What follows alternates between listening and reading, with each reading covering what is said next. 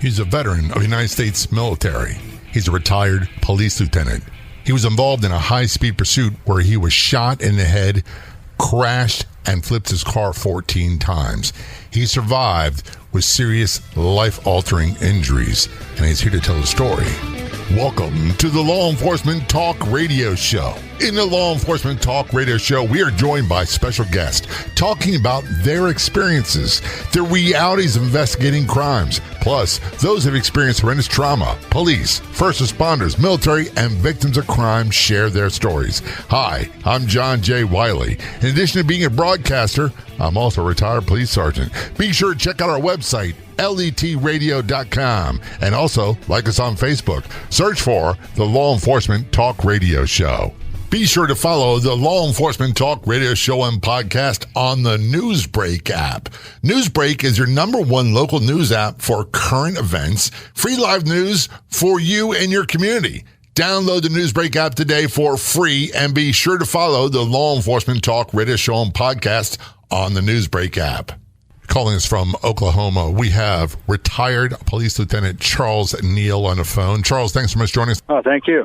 First of all, I got to say this. I am so bad with pronouncing names of towns and cities in Oklahoma. I can do Oklahoma City and Tulsa, and that's about it. What's the department you retired from? What was the name of it? Oologah Police Department. See, I wouldn't say that right in a month of Sundays. Just there's no way I'm going to get it right. I read somewhere that, was it Will Rogers was born in that area? Yes, he was. But he wouldn't claim it because he said no one could pronounce it, so he claimed another town nearby. Yes, sir. We're going to talk about an incident. You are a U.S. military veteran, and you're also retired now. You didn't retire because you wanted to. You retired because you got hurt, and you got hurt badly. Yes, sir. I was involved in a pursuit, and I was shot and rolled my car several times. And recovery was about 3 years, and after that I was forced to retire. So you've been left with permanent injuries. What type of injuries did you sustain in this? Yeah, I was shot in the head, and I blacked out. My car rolled several times. I damaged my neck, back, both arms, elbows, and wrist. I have a neurostimulator implanted in my back to help block some of the pain that was causing my head during the wreck.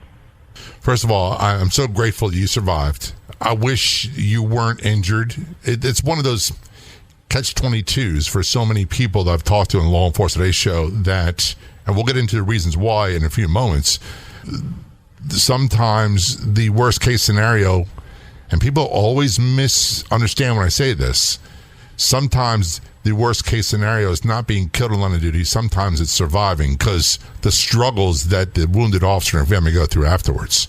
I would say that's true. You're not the only one that says that, brother. I've heard that from so many people. You were shot in 2015, correct? Yes, sir. All right. Before we get into the details of that, one of the things I was told early on from like day one of the police academy was that if something bad happens to you, we got your back. Your family will be taken care of. And what I found out is what that really means is that, and don't get me wrong, we're not talking about the departments here. We're talking about the cities, the counties, the states, those government people.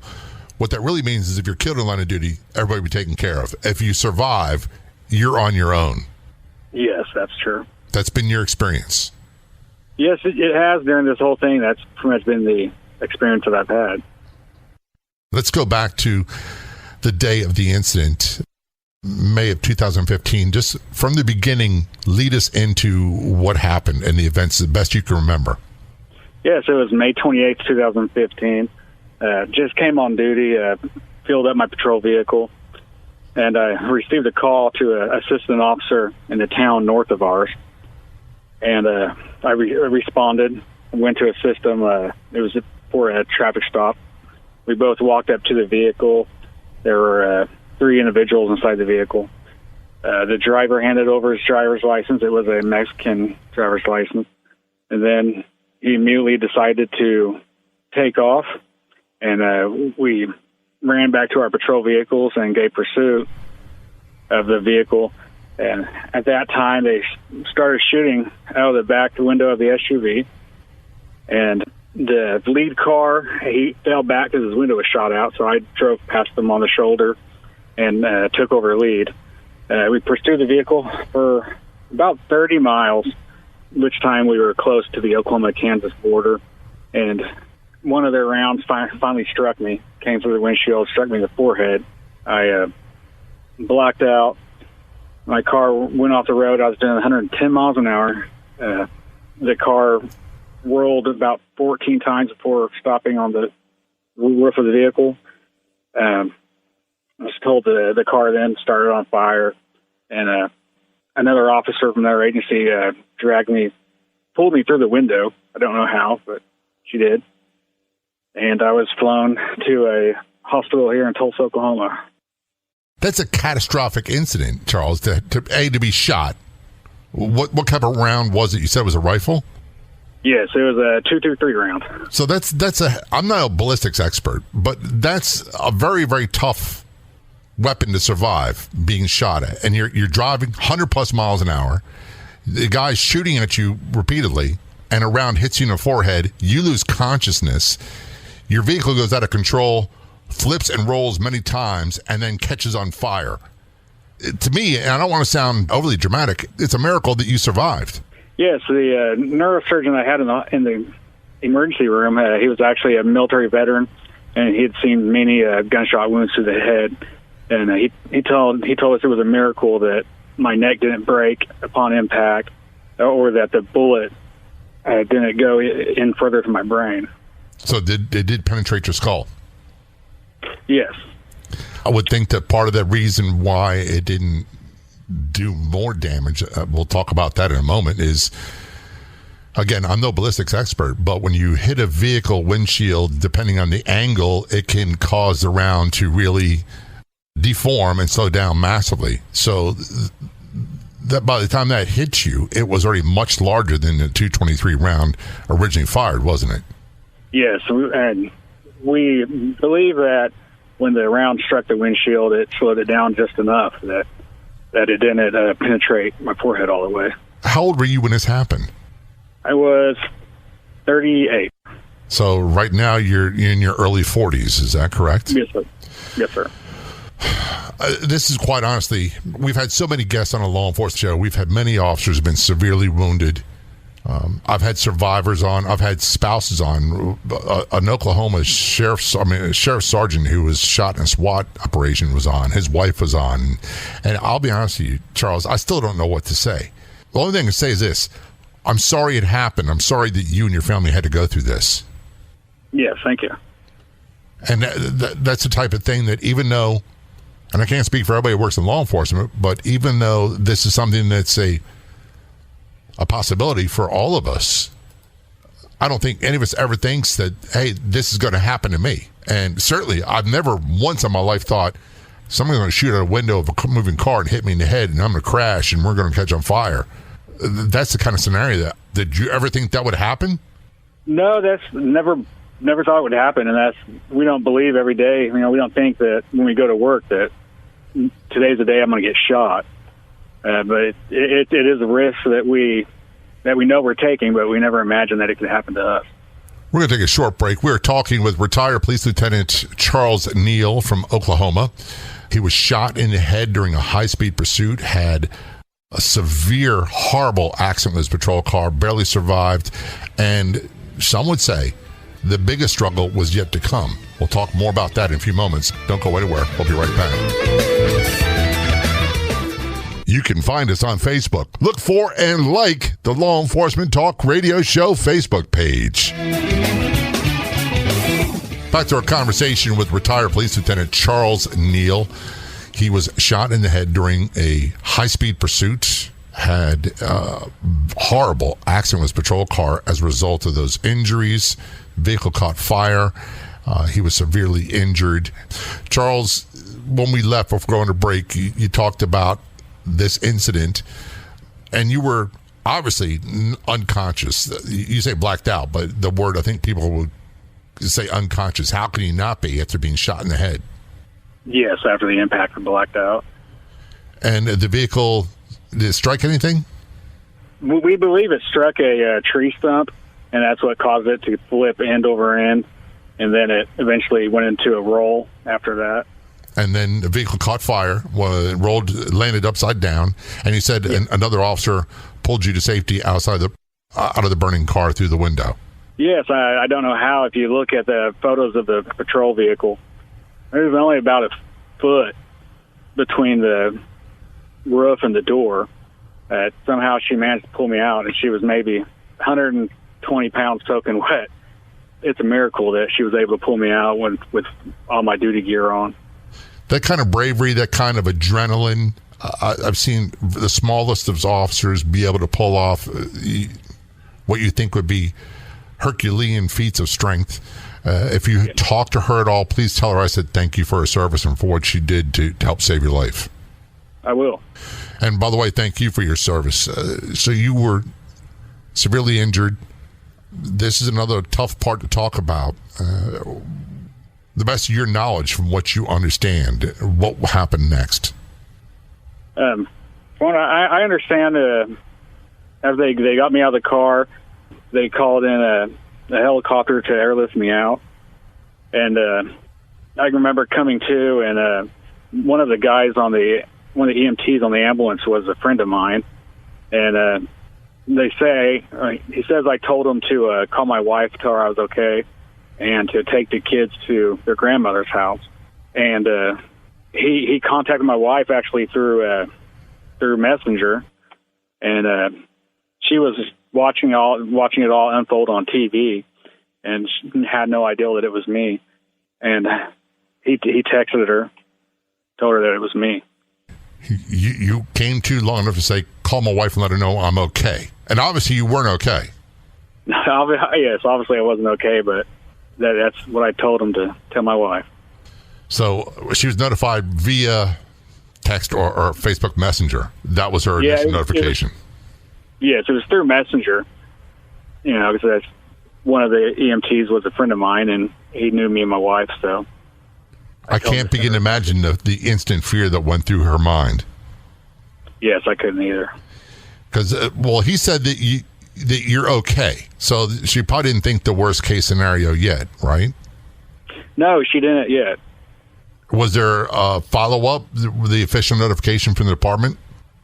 Yes, one of the officers from the department went to our house to pick her up, and had told her that I was injured, and that he was, as a courtesy, he was going to give her a ride up to the hospital where I was. And that sounded like it was, hey, he stubbed his toe and he's got maybe a broken toe and ankle. Nothing about that was this a life-threatening situation, was it? No, it wasn't. He was trying to keep her calm, and she actually started to notice how fast he was driving, and that's when it dawned on her that it was a little more serious than, just a stubbed toe. And tell her that if she ever wants to tell her story, she's welcome to come on the show later on. And without getting into her story, what was her initial reaction when she saw you at the hospital? I can't really remember. That's something I'd have to ask her about. Okay, fair enough, and that's understandable. When you got to the hospital, you were in and out of consciousness. How severe were your injuries? I had a traumatic brain injury. The bullet impacted on my left side forehead. I had some problems with speech, walking, and severe balance issues. The left side of your brain, it controls your fine motor skills, speech, and memory and stuff like that, short-term memory. Were they ever fearful that you may not make it when you first got there? Yes, when I first got there, they were. It was what I've been told, all there was just a hole in my forehead. They weren't quite sure if the bullet was still in there, or even what happened to the bullet that struck me in the forehead. Without being too graphic, obviously it didn't go in and bounce around, and it didn't exit. Were they able to retrieve the projectile from your head? No, I was told when they pulled me out of the car, though, I was told that they could see the bullet stuck in the hole in my head. Oh, my goodness. Somewhere between being put on the stretcher and into the helicopter, it had gotten lost. I haven't seen it. But. This is one of those deals where truth is oftentimes stranger than fiction. If you wrote this for Hollywood, I don't think anyone would believe it. But this really happened, and there's actually dash cam video of your vehicle. There's photos. There's plenty of news articles. And you sustained massive injuries that took about how long for your total medical recuperation from start to finish? It's going on now, about 3.5 years. I still have to see a neurologist. I have a lot of problems with migraine headaches, lots of pain in my neck and back. I had several messed up discs in my back and my neck. So it's something I'm still dealing with on a day-to-day basis. And you could have very easily been non-communicative afterwards with that kind of injury. You said it struck the side of your brain which controls speech and motor skills and walking and all that. And yet here we are having a conversation that you would never know from listening to the phone conversation that you've been through this. No, I went through about 2.5 years of speech therapy, physical therapy, occupational therapy, learning pretty much how to talk again and how to walk again. That's amazing. That you could have easily been killed if it wasn't from the gunshot wound, from the accident that followed, and yet here you are walking and talking and telling us all about this. Yes, everybody tells me there's definitely a higher purpose for me out there. There certainly is. This is the kind of deal, Charles, to be honest with you, where you go, look, there's a reason why I'm still alive. From my perspective, I think about some of the things I went through and how close I came. Nothing like yours. But there's obviously some reason why I'm here. And I think part of that is to try to help other first responders, not just law enforcement, but their families, and also to let members of our communities know the reality of what these officers face on a daily basis. Yes. And it's not like Hollywood. It's not like the movies.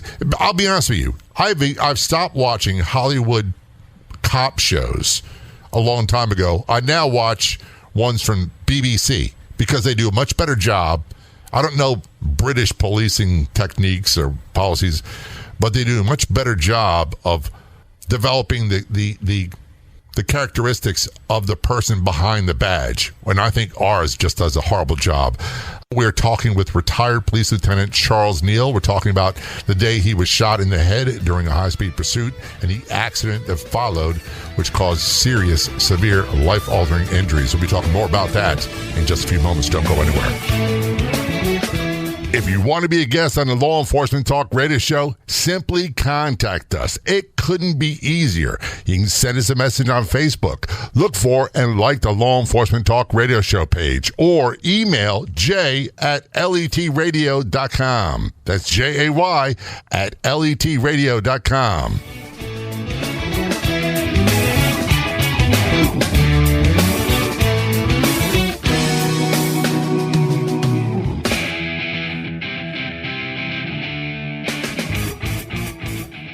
Return our conversation with Charles Neill, retired police lieutenant from Oklahoma. Back in May of 2015, you were in a high-speed pursuit.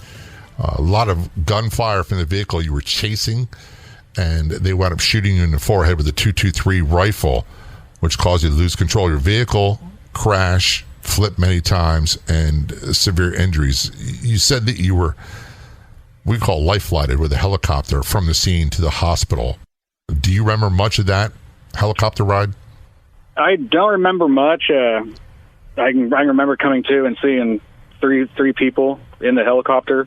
When later I had a chance to meet the pilots, and he had told me that there were only 2 people in the helicopter, and I still to this day know there was 3 people in there. And any ideas who that third person was or might have been? No, I don't know. I guess it's somebody watching over me. Yeah. Again, without sounding like hokey pokey stuff, I firmly believe that there's a higher power watching out for us many times. And I get uncomfortable saying that, Charles, not because of my beliefs, but because of the ones that were killed, that something was watching out for me or watching out for you. Then there's the assumption they weren't watching out for them. And I just can't buy that. Yeah. So you made it through. I was reading an article about what you went through, and the Life Flight helicopter was right around a $36,000 bill. Is that correct? Yes, sir, it was. And who got the bill? We did. About 9 months after all this happened, we started receiving medical bills in the mail asking for payment. We ended up having to go to court, and the judge had to order the insurance company to start paying the medical bills. When you say insurance company, you're talking about the workers' compensation insurance from the state? Yes, our workers' compensation system is ran by for-profit insurance companies, and they're not always on top of things. No, that's an understatement. And that's not just an Oklahoma thing. That's many parts of the United States that these officers get severely injured in the line of duty doing their job. And back to what we're told, I'm sure you heard it too, we'll take care of you. We got your back. You don't need to worry. Turns out the departments have your back. They'll do anything they can to help you. But when it gets out of their hands, into the hands of the city, the county, state, and workers' compensation and lawyers, it's a totally different story, isn't it? Yes, it's a total story. Your department's right there with you, but dealing with a private insurance company, I had a traumatic brain injury, and they refused to send me out of state, even though there's an awesome brain institute in Dallas, or even the Mayo Clinic has a great brain institute. They refused to send me out of state, so we had to search all of Oklahoma to try to find a doctor that specializes in brain injuries, being shot in the head. This is so incredibly unfair. I don't know what other words to use. First of all, when an officer gets injured, let's just say, like many of us, you've got your salary, you've got overtime, we're working to try to make more to help our family, and then when you get injured in line of duty, you wind up getting a pay cut to about roughly 70-75% of your pay. And so you take a big pay cut, then you start getting whacked with all these bills because the workers' compensation doesn't want to pay for it, and you've got to find attorneys on your own. Is that an understatement? No, it's not an understatement. You have to find attorneys on your own.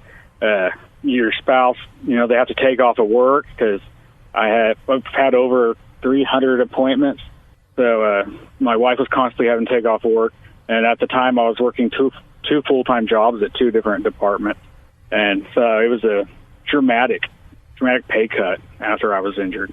So add into all the stress of the injury, or actually in your case, the multiple injuries, the rehabilitation, the doctor's appointments, trying to find your new normal with your physical health and getting to the best state possible. Add into that all the financial fear and worry. How do you deal with that? One day at a time, relying on the neighborhood to help you along with it. It was a very, very hard time. I see this all the time on Facebook. I say, can you donate to help this wounded officer? And my first thought is, why aren't these departments, why aren't these cities, why aren't these counties and states taking care of them? They told us, they promised us, we would take care of you. We've got your back. And that seems to not be the case more often than not. Yes, that's true. How badly did this affect your family financially? It was a very trying time for us. We ended up losing our house. We had to sell several cars, and we're still squeezing through it right now. I'm unable to return to work, and here in Oklahoma, the workers' comp system, there's no settlements. So even now, as I was forced to retire, I don't get a pension. I don't get any kind of payment. It's pretty much they told me just to get on Social Security disability. Wait a minute. You lost your house, you don't have a pension, and you're put on Social Security disability, which is about how much? About $1,300 a month. And this is what you and your family are supposed to live off of for the rest of your life? Yeah, that's the hard part. I have three children, all three boys, and they're starting to reach their teenage years. It's almost impossible to live off of $1,300 a month for my work, and my wife's a school teacher, so she's not the highest paid occupation out there either. No, they're not. And they're quite a bit like our law enforcement. They're very dedicated. They have a calling. That's why they do these things. It's not to get rich. Yes. But the thought that you lost your home because you were shot by criminals, I quite honestly don't know how to respond to that. And you're not the first guy I've talked to that this has happened to. No, I'm not the first at all. There's been several more before me. And I'm sure there'll be several more after. And it's not like you slipped and fell or you moved a file cabinet and you made some false claim trying to milk an injury to my lower back. Dude, you were shot in the head, going 110 miles an hour, crashed. The car caught on fire. You've had, 300 doctor's appointments or medical appointments, and your life has forever changed. Yes, I kind of compare it to my NASCAR wreck. If you look at NASCAR, they have these high-speed accidents, but those drivers, they're belted in with the five-point harnesses. Their head is secured to the cage. And as an officer, we don't have any of that. So, of course, the car rolling so many times, your computer breaks off. My shotgun and rifle broke free. So I was rolling around in the car with all that stuff hitting me in the head and hitting me elsewhere on the body. I was really lucky that I had my seatbelt on at the time. And that's another thing I always say. I remember being a rookie police, and I would not put my seatbelt on because I'm right-handed, and it always tangled up with your gun belt. And I'd say, what if I need it really, really quickly? And then I had a good friend who was hit, and he always wore a seatbelt. He is hit in a very bad accident. He survived, thank goodness. And from that day on, I always wore a seatbelt. So what I always tell any type of law enforcement people, I don't care if you're only going out to get donuts. You back to the station. Put on your vest and put on your seatbelt. Those two simple things can save your life. You've got so many more battles to fight as a result of surviving this horrific attack. We'll talk more about that in just a few moments. Don't go anywhere. We'll be right back. It is time to get off the sidelines and share your story.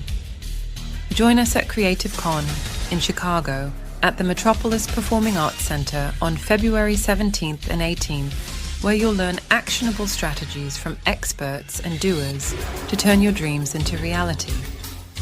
Our keynote speakers, panelists, expert-led workshops, and networking opportunities will help you overcome your roadblocks and effectively share your message to the masses. Creative Con is where you'll find confidence, community, and a clear roadmap to success. If you've ever doubted yourself, this is your chance to step out of your comfort zone and make your creative dreams a reality. Visit creativecon.com, that's C-R-E, the number 8, TIVECON.com to secure your tickets today. The future is yours. Speak it, write it, live it.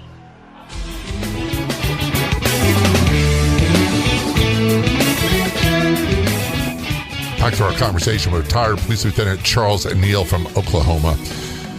Charles, I'm struggling for the right words because I'll be honest with you, I'm very, very angry about what's happened to you. And I don't want people to misconstrue my anger as being directed at your police department that you work for. Because quite often they really work hard to try to help their people, and then it comes a point where it's beyond their control. How would you describe how you were treated by them? Treated pretty good by the actual police department itself. They continue to make up the difference in pay for the first year. But after the first year, actually the town council voted to stop paying me the little bit that they were paying me. So, there's not much that your department can do when it's out of their hands. It's into the insurance company's hands. There's almost nothing they can do. No, once the lawyers and the accountants, everybody else get involved, there's nothing they can do about it. But the town council that you work for decided we're going to stop paying you.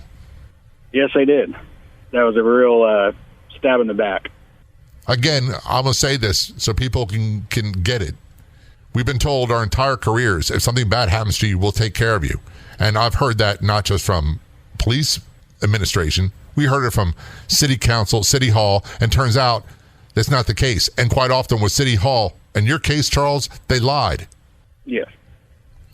So you got retired not that long ago. And when you say retired, my first thought is, and this is my own personal experience, when I got hurt and my career was over and the doctors and the lawyers all said, you can never go back to policing again, blah, blah, blah. I had to go through the whole legal system. I'm not sure what would happen, whether it be fired, quit, retired, or whatever.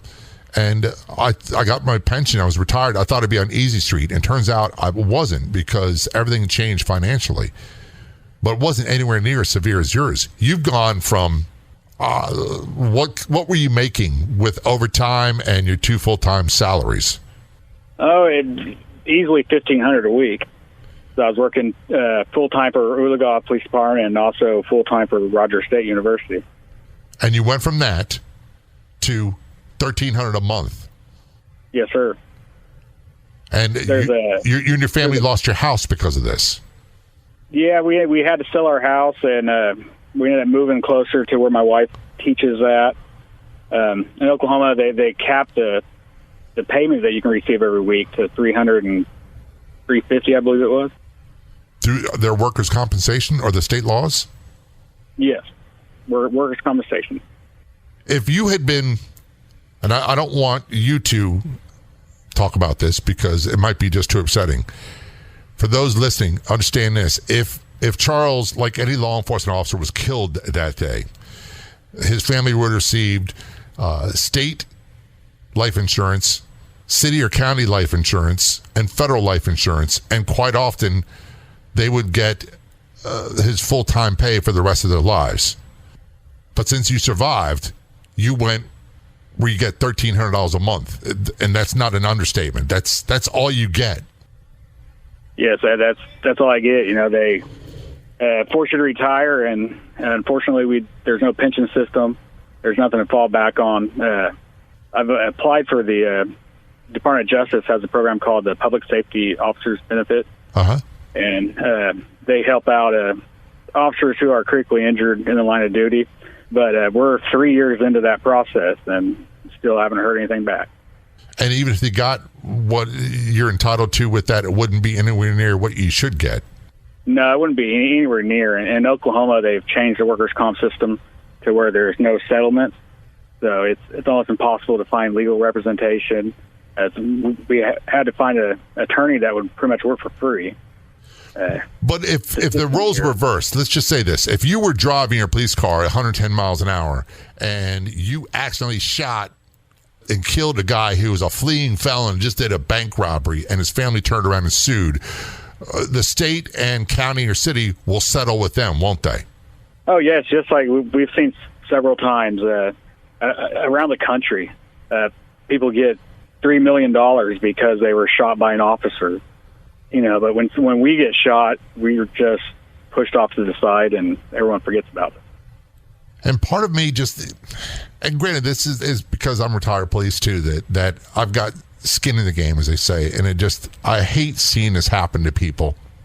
And I would hate it equally as much if you were a school teacher or if you were a firefighter or a corrections officer or driving a concrete truck. Don't get me wrong. If you are doing your job and you are hurt due to the criminal actions of someone else and they are permanent, life-altering, life-changing injuries, you should be taken care of. And you shouldn't have to worry about whether I can pay my bills. Yes, you shouldn't. Okay, I'm going to get off my soapbox for a little bit because I'm getting too ramped up. And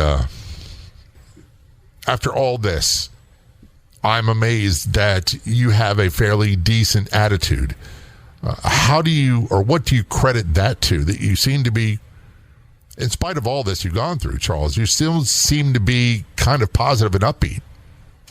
Yes, I've had great organizations around me that have helped me out in my times of need, and I'm still involved in stuff now to still help and give back to the community. And what do you do to try to keep a positive attitude and to be okay with where you're at? I try to work on legislation to get passed here at the local level, state level, and even the federal level.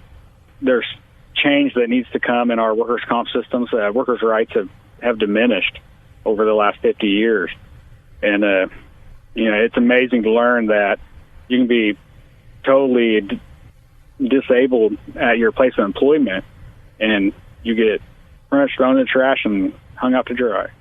And it's happened to so many that are in limbo, that have been through what you've been through. I know officers in Texas that have been on the show with us before, that smaller departments that were shot, severely injured, barely survived, and they lost everything. and they live on, one friend of mine would say, we lived on rice and cornbread for years because we couldn't afford to eat. Yes, that's truly how it is, and especially in like my situation when you have 3 teenage boys that love to eat. Oh, yeah. When I was a teenage boy, you couldn't fill me up. And it's a hard time filling me up now. Back then, oh, yeah, forget about it. First question people might have is, well, what about for FOP? I've been a member of them since 1980. What about FOP, PBA, or something like that? Do you guys not have that type of collective bargaining? Unfortunately, here in Oklahoma, most departments don't. Something around 97% of Oklahoma's departments have less than 10 officers. So not very many agencies here are members of the FOP. I'm going to have to reach out between you and me and everybody listening. By the way, if you know some organization that can help, I'm going to reach out to my friends at Southern States PBA, see what they can do. There's a violently injured police officers organization out of Massachusetts, Maria Oliveira and Bob DiNapoli. Phenomenal people doing awesome things. We'll reach out to them. It's amazing that we even have to have this conversation. I would like to have a conversation where in the future, if someone goes through what you go through, that they're saying, hey, life's not good, but at least I don't have to worry about keeping paying my power bill. Yes. What advice would you have to America that's listening right now, their biggest misconception about what it's like for law enforcement officers in the United States?